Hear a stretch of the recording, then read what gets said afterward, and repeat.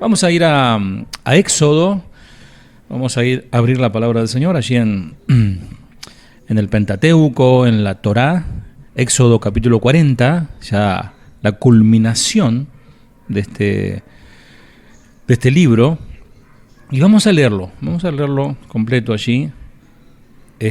¿Tienen ganas de escuchar la palabra? Lo que el Señor tenga para decirnos. Ahí vamos.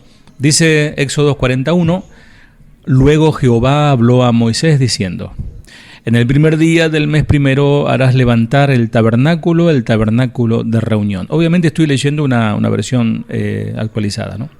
Versículo 3. Y pondrás en él el arca del testimonio y la cubrirás con el velo. 4. Meterás la mesa y la pondrás en orden, meterás también el candelero y encenderás sus lámparas, y pondrás el altar de oro para el incienso delante del arca del testimonio, y pondrás la cortina delante a la entrada del tabernáculo. Después pondrás el altar del holocausto delante de la entrada del tabernáculo de reunión. Luego pondrás la fuente entre el tabernáculo de reunión y el altar, y pondrás agua en ella. Finalmente pondrás el atrio alrededor y la cortina a la entrada del atrio. Y tomarás el aceite de la unción y ungirás el tabernáculo y todo lo que está en él, y lo santificarás con todos sus utensilios, y serás santo.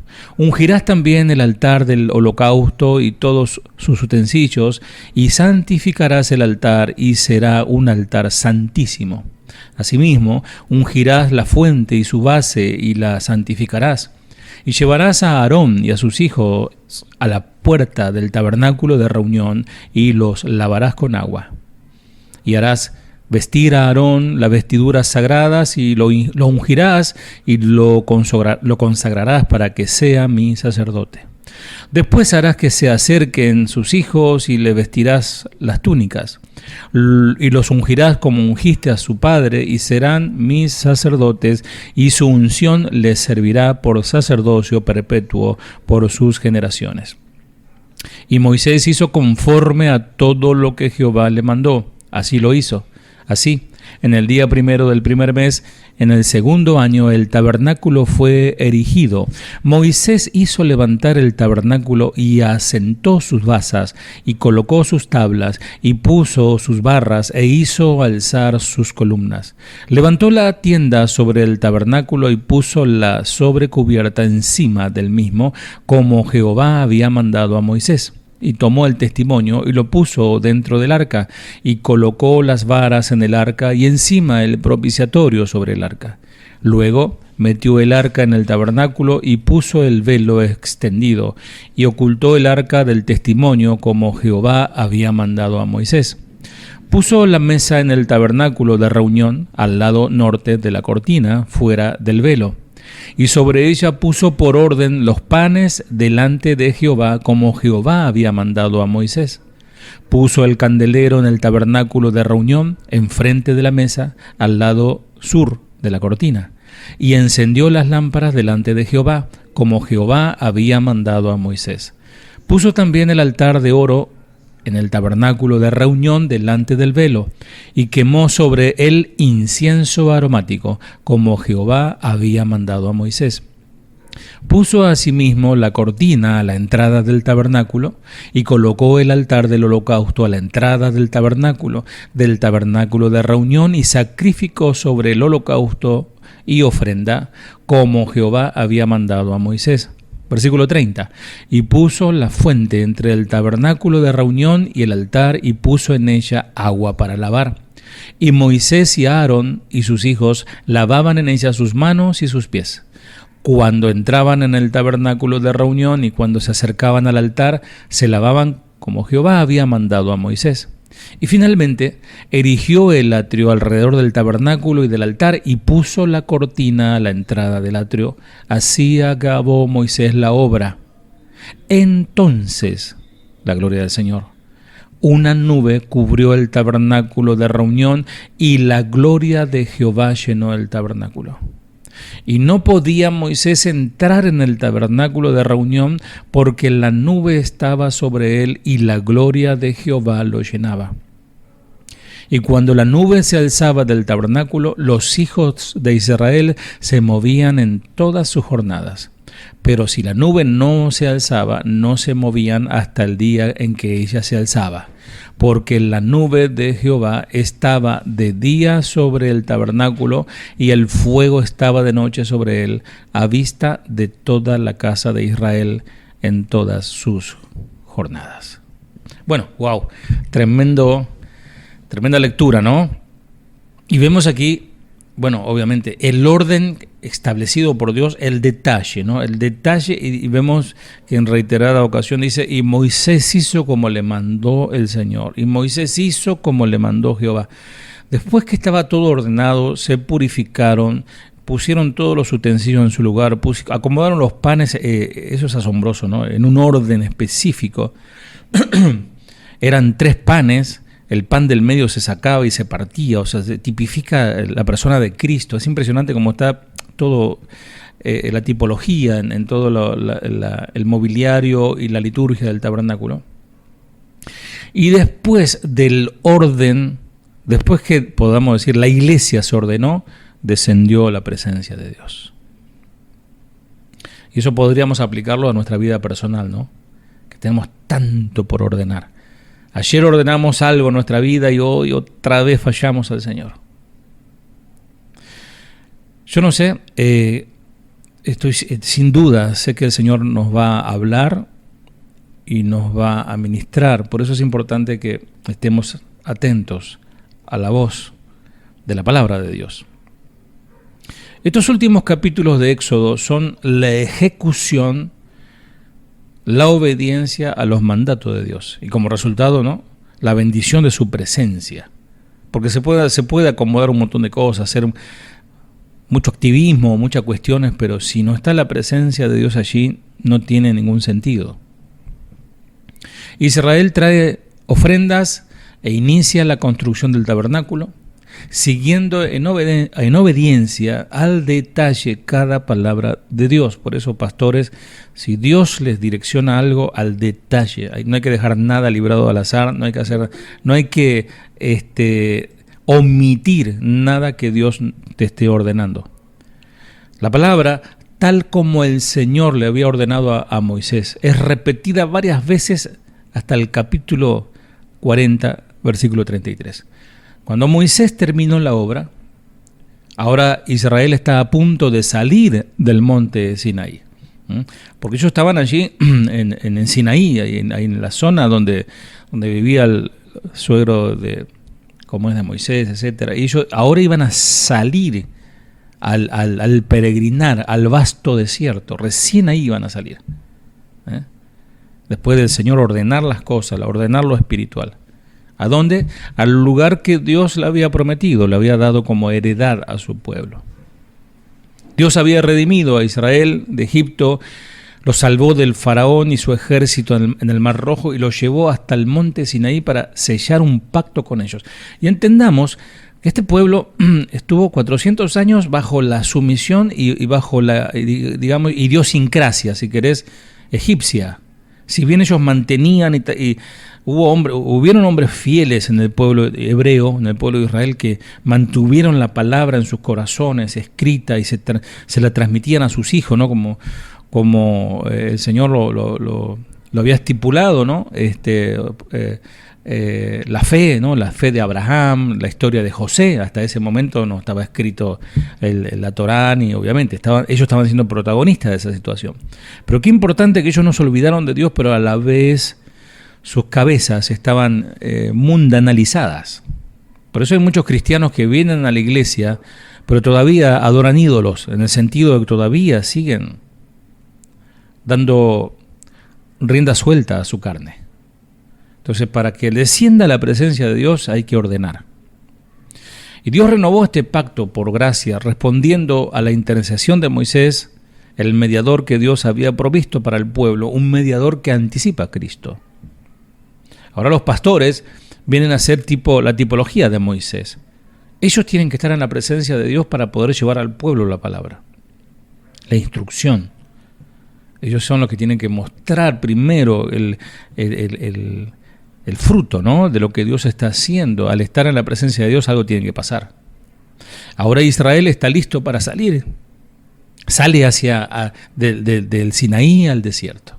Y ellos van a enfrentar muchos desafíos en su peregrinaje.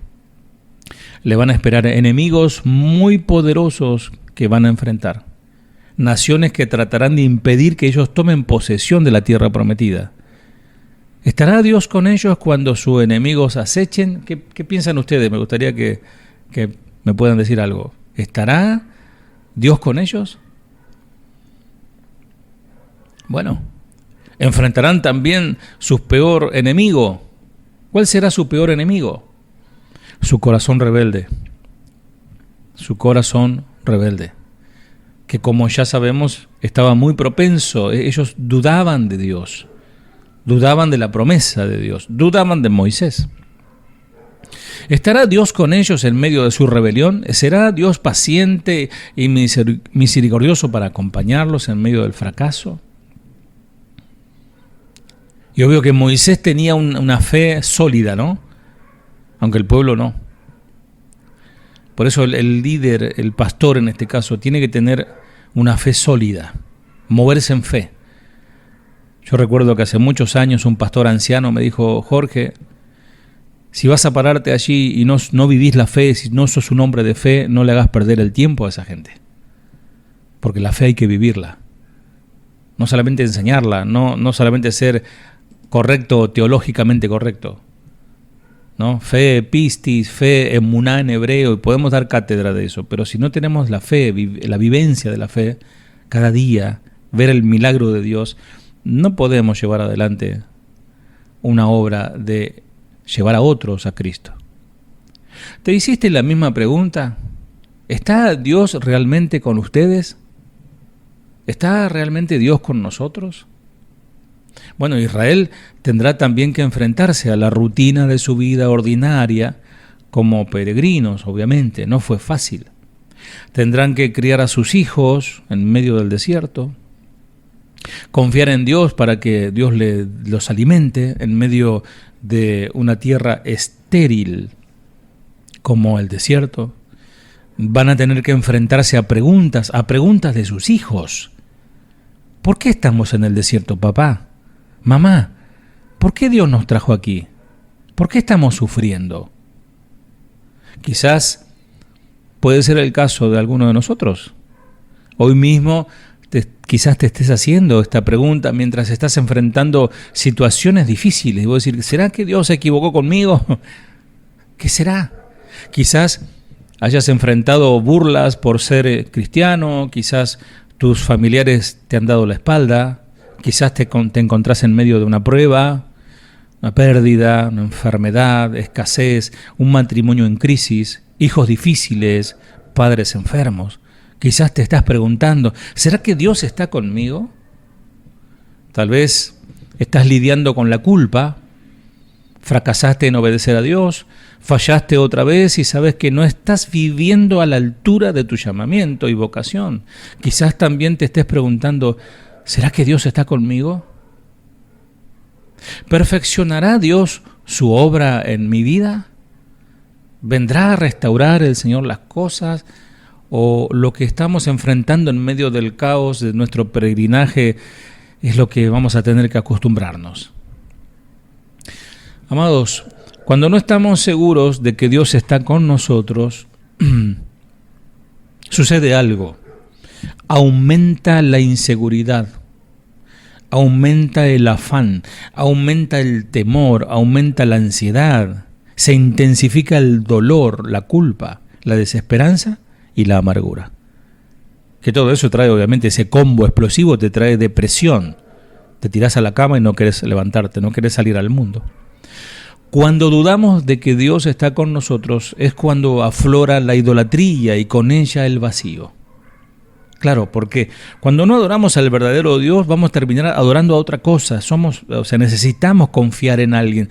Si vos dejás de confiar en Dios y empezás a confiar en tus habilidades, en tu fuerza, en tu dinero o en tu familiar, estás cayendo en idolatría.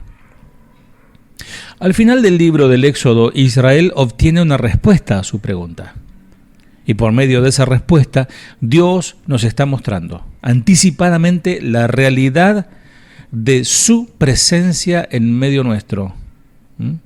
A través de la presencia de la persona del Espíritu de Dios. Prometido, descendido en el aposento alto hace 2000 años en el Pentecostés y hoy perdura de generación en generación de la iglesia, el Espíritu Santo morando, donde lo adoren en espíritu y en verdad, donde lo busquen y confiesen su nombre. Hoy veremos cómo efectivamente Dios está con nosotros para guiarnos, para bendecirnos. Hoy podemos encontrar consuelo, podemos encontrar dirección en somos extranjeros. Nosotros cantábamos un himno aquí que muy antiguo que decía: no puede el mundo ser mi hogar, en gloria tengo mi mansión. O sea, tenemos que tener ese pensamiento.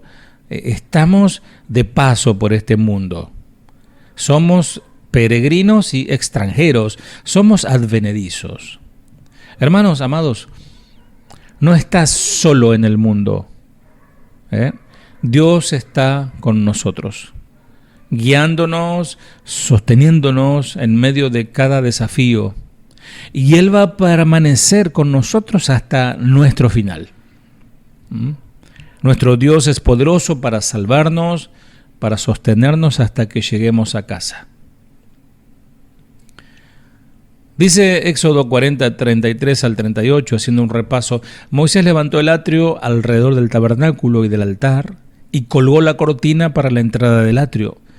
Así terminó Moisés la obra. Entonces la nube cubrió la tienda de reunión y la gloria del Señor llenó el tabernáculo. Moisés no podía entrar en la tienda de reunión porque la nube estaba sobre ella y la gloria del Señor llenaba el tabernáculo.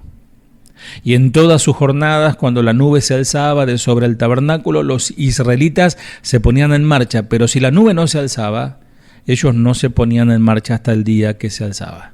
Porque en todas sus jornadas la nube del Señor estaba de día sobre el tabernáculo y de noche como una columna de fuego donde todo Israel lo veía.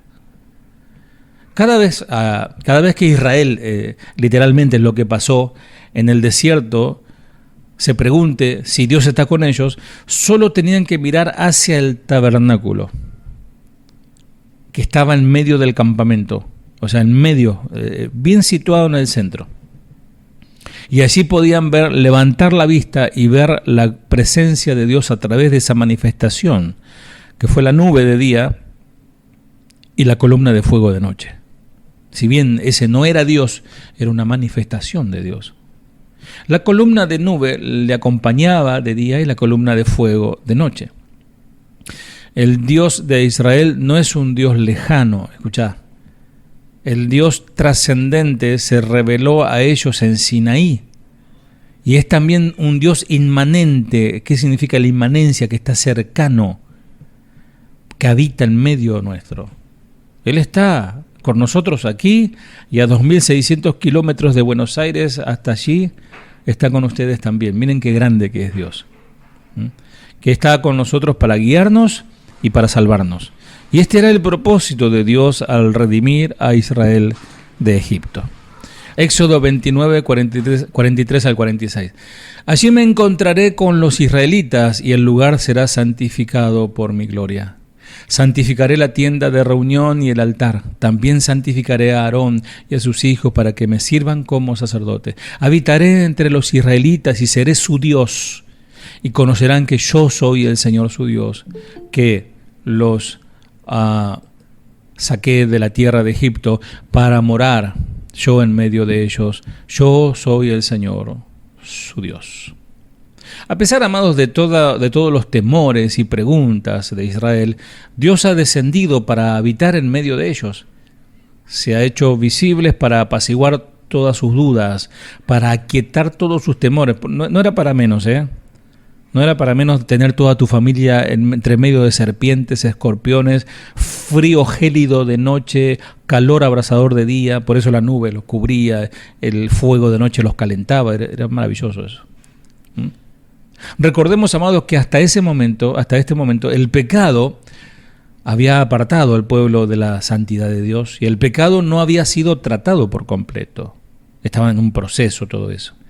Las cortinas que separaban al pueblo de la presencia de Dios implica y representa un recordatorio para el pueblo de Dios de que necesitaba tratar con su pecado definitivamente para recién poder entrar. Dios no puede recibirle así nomás a una persona ante su presencia, porque indefectiblemente moría si entraba al lugar santísimo. Por esta razón, después de que Dios descienda para habitar en medio de ellos, le da a Moisés el libro de Levítico, en donde se le enseñará a Israel cómo, a través de los sacrificios, Dios abre un camino para que su pueblo viva delante de él y comience a disfrutar de su presencia. De manera que Dios estaba con ellos. ¿Para qué? Para tratar correctamente con sus pecados. No es que podés entrar así nomás, sueltito, ¿no? Sin problemas a la presencia de Dios y cantarle con el corazón y la mente llena de pecado. Porque Dios es un Dios santo y antiguamente el que se atrevía a hacer eso moría fulminado. Decir que estamos en tiempo de la gracia, en tiempo de misericordia, que Dios tiene paciencia con nosotros. Pero además estaba con ellos para guiarlos.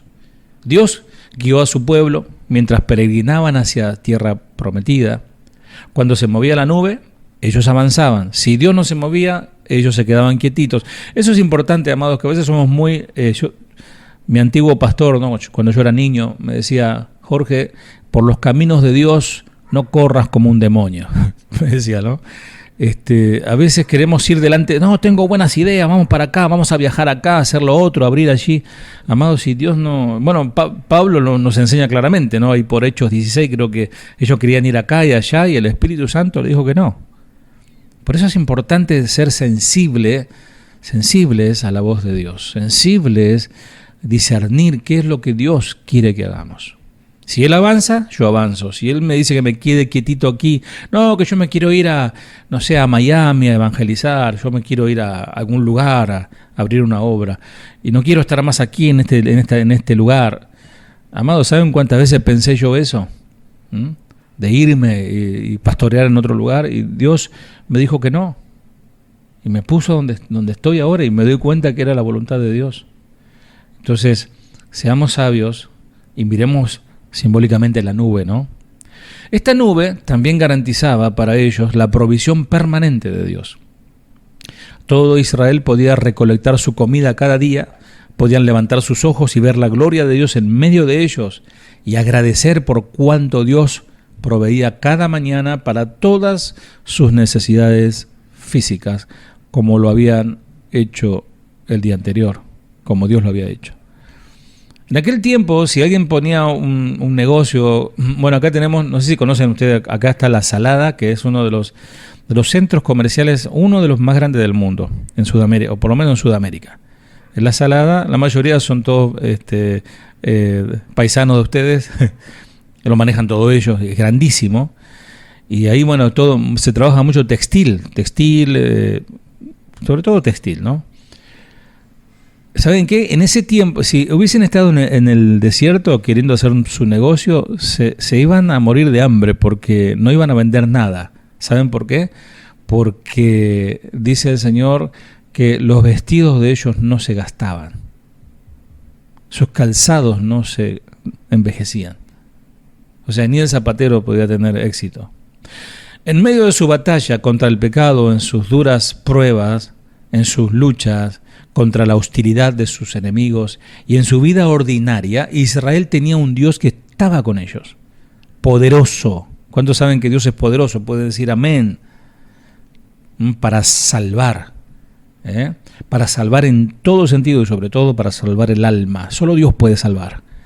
Y tenían un Dios que estaba con ellos, guiándolos a través del desierto hasta que llegaran al lugar de su morada definitiva. Israel tenía todas las razones para confiar en Él, para descansar en su amor, en su protección, en su cuidado amoroso. Israel tenía todas las razones para confiar en Dios, que Dios estaba con ellos, porque podían ver su gloria en medio del campamento con sus propios ojos. Dice la Mishnah que son comentarios judíos antiguos, antiquísimos, hay un pensamiento de que Dios obró al defender a su pueblo, ¿no?, de Faraón, con mano fuerte, como un padre celoso de sus hijos. Así como un padre está dispuesto a defender, a dar su vida por sus hijos, así Dios defendió a su pueblo. Y dicen los comentarios judíos que cuando Dios les da de comer, ¿no?, dice que caía pan del cielo, dice que era un costado casi maternal, ¿no?, el cariño, ese amor maternal, se puede decir, ¿no? Obviamente que Dios no es una mujer, pero el cuidado de una madre. O sea, nuestro Padre Celestial nos cuida más que nuestra propia madre. ¿Qué te parece? Dice, y es más, dice, aunque tu padre y tu madre te dejaren, yo el Señor no te abandonaré. Vos y yo, de este lado de la historia de la redención, amada iglesia, aunque no veamos la presencia de Dios con nuestros ojos, tenemos mucho más motivos para confiar en que Dios está con nosotros. Amén. ¿Por qué? Porque tenemos algo más glorioso que el tabernáculo del pueblo hebreo. Tenemos la realidad a la que apuntaba ese tabernáculo. Tenemos la realidad a algo mejor que una nube, una columna de fuego. Algo que fue prometido por los profetas, aún en medio de los días de rebelión más oscuros de Israel, cuando la presencia visible de Jehová se apartó de ellos cuando fueron al cautiverio. Fíjate lo que dice el profeta, si querés anotar o si buscas rápido, Isaías 35, 3 al 4. Profeta Isaías 35, 3 al 4, dice la Nueva Traducción Viviente, Isaías 35, 3 al 4, con esta noticia fortalezcan a los que tienen cansadas las manos y animen a los que tienen débiles las rodillas. Digan a los de corazones temerosos o apocados, sean fuertes y no teman, porque su Dios viene para destruir a sus enemigos, viene para salvarlos. Amén. Otro texto, otro profeta, Malaquías, al final del Antiguo Testamento, capítulo 3, versículo 1, miren, yo envío a mi mensajero y él preparará el camino delante de mí. Aquí está profetizando, obviamente, al último profeta del Antiguo Testamento. ¿Saben quién fue el último profeta del Antiguo Testamento? ¿Quién fue? Muy bien, fue Juan. Juan, el Bautista, no porque era bautista o pentecostal, no sino porque bautizaba. Juan el Bautista. Entonces, el Señor al que ustedes buscan vendrá de repente a su templo, el mensajero del pacto a quien buscan con tanto entusiasmo, sin duda vendrá, dice el Señor de los ejércitos celestiales. En el Nuevo Testamento vemos el glorioso cumplimiento de esta promesa. Cuando leemos que Dios vino para estar con nosotros en la persona de Cristo, Él vino para estar aún más cerca de nosotros, más cerca de lo que estuvo con Israel. Fíjate, por medio de la fe, Jesús vino para hacer de nuestros corazones su morada permanente por medio de su Santo Espíritu. De manera que el final de Éxodo que leímos al principio nos está señalando a esta gloriosa realidad que es mayor que en aquel tiempo. Jesús es el tabernáculo de Dios con nosotros. Dice el evangelista Juan en su capítulo 1:14, ustedes lo conocen al texto, y el verbo se hizo carne, ¿no? La palabra se hizo hombre y vivió entre nosotros, lleno de generoso amor y verdad. Vimos su esplendor, su gloria, ese esplendor que pertenece al Hijo único del Padre. El Señor Jesús, el Cristo, es el resplandor de la gloria de Dios visto en Éxodo. Jesús es el mediador perfecto, el que anticipaba a Moisés. Él es el tabernáculo verdadero, el sacrificio perfecto por el pecado, el Cordero de Dios que quita el pecado del mundo. Él es el arquitecto de nuestra redención. Alabado sea su nombre. Jesús, lleno del Espíritu Santo, estaba, sin medida, al igual que el tabernáculo estaba lleno de la gloria de la presencia de Dios. En su bautismo dice que los cielos se abrieron y el Espíritu Santo descendió sobre él, como señal para que todos puedan ver. Y él mismo salió al desierto para ser puesto a prueba. El mismo Señor fue al desierto, fue enviado al desierto. ¿Por qué nosotros vamos a esquivar el desierto? No sé si estás pasando un desierto. Hay momentos que pasamos esos desiertos. Por eso el mensaje de hoy se titula Cuando ya no hay nada, podemos ver a Dios. Y después de que hizo expiación por nuestro pecado de una vez y para siempre, no como los católicos que ellos cada Semana Santa o cada misa matan a Jesús, ¿no? Porque dicen que el cuerpo, el pan se hace, la transustanciación, ¿no? Se hace carne ahí literal, ¿no? Nuestro Señor murió una sola vez, resucitó y envió su Espíritu para morar con su iglesia. Por eso dice el Señor, enseñándoles que guarden todas las cosas que os he mandado. Y aquí yo estoy con vosotros todos los días hasta el fin del mundo. Amados, casi es sine qua non, está pegada esa expresión, que guardemos y enseñemos a que guarden todas las cosas, y que nosotros también guardemos, obviamente, ¿no? Entonces Él estará con nosotros. Si hacemos su voluntad, si somos ordenados, si somos correctos, hacemos lo que Él nos manda, su presencia estará manifestándose en nosotros. De manera que cada vez que tengas temor, cada vez que las circunstancias te tienden a dudar, tengas cuestionamientos, si Dios está con vos, y peor, algunos dicen, no sé, ¿será que Dios existe? ¿Será que esto de la Biblia? Bueno, ese tiene que nacer de nuevo, ¿no? Porque si no, no puede ver al Señor. Dios te llama a mirar por la fe a Cristo.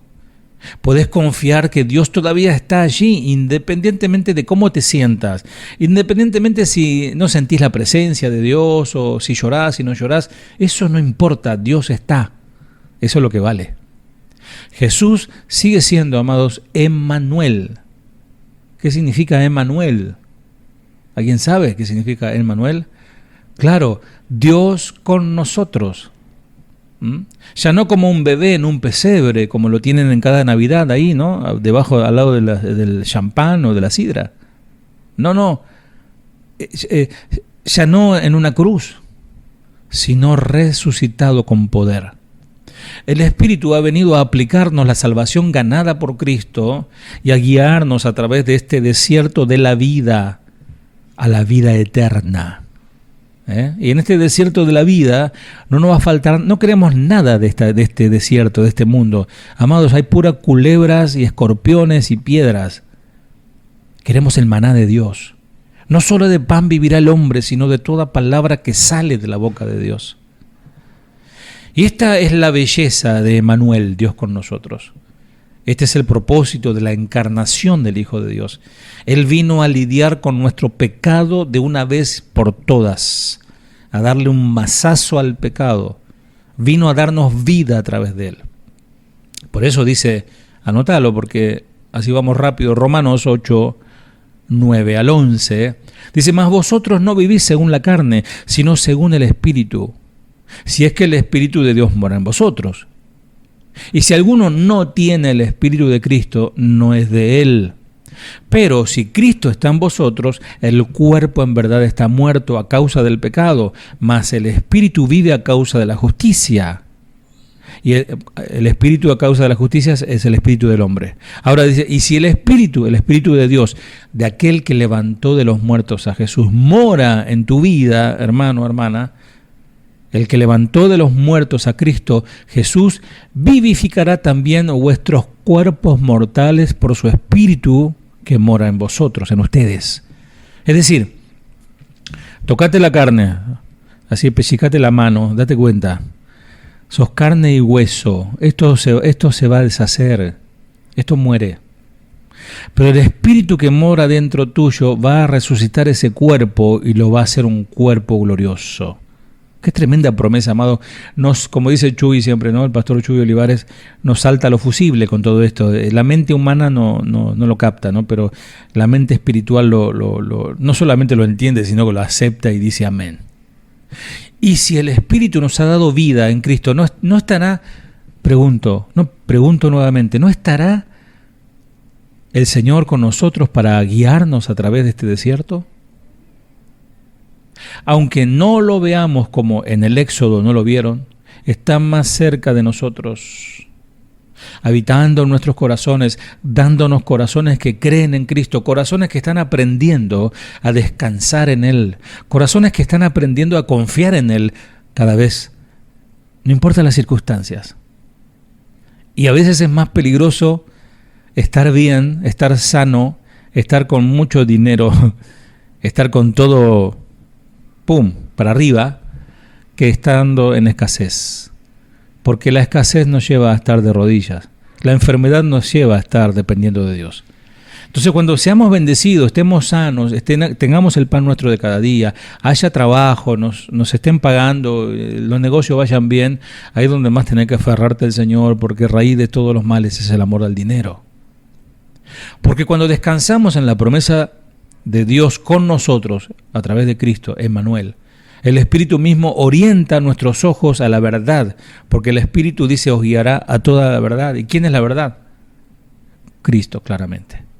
El Espíritu de Dios nos convence de varias cosas, de pecado, de justicia y de juicio. Nos convence de que las cosas ordinarias, existenciales de esta vida debajo del sol, las cosas difíciles con las que batallamos, están realmente llenas del significado eterno para que en las cosas grandes y pequeñas, en la abundancia o en la escasez, podamos dar gloria a Dios. Que Él es el que se preocupa por nosotros, en darnos. Cuando hay mucho y cuando hay poco, es Él. El Espíritu Santo hace todo esto, señalándolos de nuevo nuestros ojos a Cristo, el autor y consumador de nuestra fe. Para que vivamos, amados, escuchá lo que te voy a decir, en permanencia de salvación. Ya el Señor nos salvó, pero mantengámonos salvos, porque podemos deslizarnos, como dice Pablo, y naufragar. Termino con esto. Nuestro llamado es confiar en Cristo, amén. Nuestro Emmanuel, nuestro Dios con nosotros, y caminar en este desierto mirando hacia adelante, mirando hacia arriba, simbólicamente esa columna de fuego. Seguro de que Dios está con nosotros, seguro de que su Espíritu mora en nosotros, y mientras avanzamos con nuestra mirada puesta en Cristo, caminemos confiados, sabiendo que Él está con vos, Marcelo, Zoraida y todos los hermanos que están allí, cada uno, con los que están aquí también en la sala. Él está para consolarte, aún en medio de la pérdida. Él está con vos cuando fracasás por el engaño del pecado, guiándote a Cristo al arrepentimiento. Él está con vos cuando luchás con la tentación, para recordarte que fuiste liberado del poder de la culpa y del poder del pecado y de las garras de Satanás, cuando derramó su sangre por vos en el monte Calvario.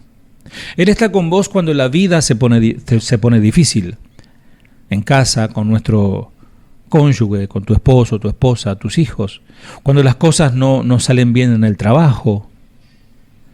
Él está con vos en medio de la depresión, en medio de la soledad. Él te sostendrá de su mano. Él está con nosotros cuando nuestra vida cristiana no está a la altura de lo que Él pide, de la perfección. Él está con vos y conmigo cuando cambiás los pañales de tus hijos o los pañales de tu padre. Él está con vos cuando estás sentado con alguien que amás y que no puede recordar tu nombre porque tiene Alzheimer. Él está con vos proveyéndote del pan de cada día, usando medios comunes como tu trabajo y también usando milagros. Él está con vos cuando es difícil respirar, cuando es difícil hablar, cuando es difícil caminar, cuando es difícil explicar lo que siento, cuando es difícil levantarse de la cama. Él está con nosotros aun cuando nuestros cuerpos desfallecen. Dice el Señor, no temas porque yo estoy contigo, no desmayes porque yo soy tu Dios que te esfuerzo, siempre te ayudaré, siempre te sustentaré con la diestra de mi justicia. Y debido a amada Iglesia Casa de Oración La Paz Bolivia, debido a la fidelidad de Cristo, Dios está con ustedes, así como está con nosotros. Cuando estamos en encrucijadas, cuando estamos en situaciones que no sabemos qué hacer, lo único que tenemos que hacer es mirarlo a Él. Él está con nosotros. Si vamos por el camino equivocado, incluso para convertir el mal en obras para nuestro bien, por el bien de Cristo. Cuando un enemigo nos quiere atacar, el Señor convertirá ese mal en bien. Te dice el Señor, el que dice estas cosas dice, vengo en breve, vengo pronto. Y la iglesia dice, amén, ven Señor Jesús. Y dice el Señor, yo estaré con ustedes todos los días hasta el fin del mundo. Israel en el Éxodo cargaba con todos los artículos del campamento de Dios a sus espaldas, pobres hombres, ¿no? Y mujeres que tenían que cargar con todo eso mientras transitaban tanto tiempo por el desierto. Hoy vos y yo estamos llamados a llevar con gozo el yugo y la cruz. El yugo representa trabajo, servir al Señor, y la cruz significa sacrificarme, negarme a mí mismo y seguir a aquel que fue crucificado. Tomad mi yugo sobre ustedes, aprendan de mí que soy manso y humilde de corazón, y hallarán descanso para sus almas. Amados, mientras vivamos para el Señor, siguiendo con gozo la dirección que Él nos ha dado por medio de su palabra, que es el Espíritu Santo que usa su palabra para hablarnos, aguardamos con esperanza su regreso, porque Cristo viene, y viene más rápido, más pronto de lo que esperamos.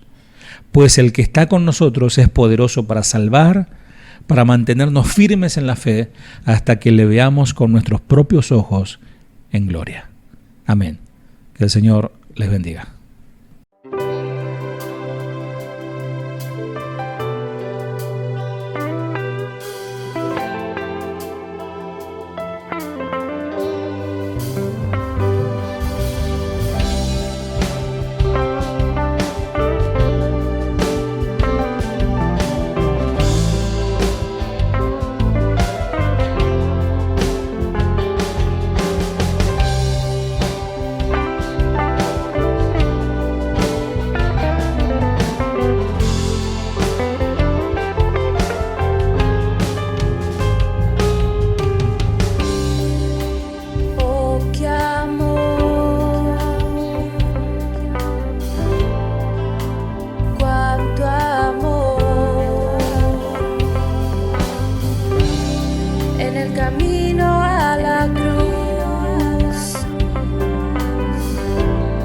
Manifestaste tu amor.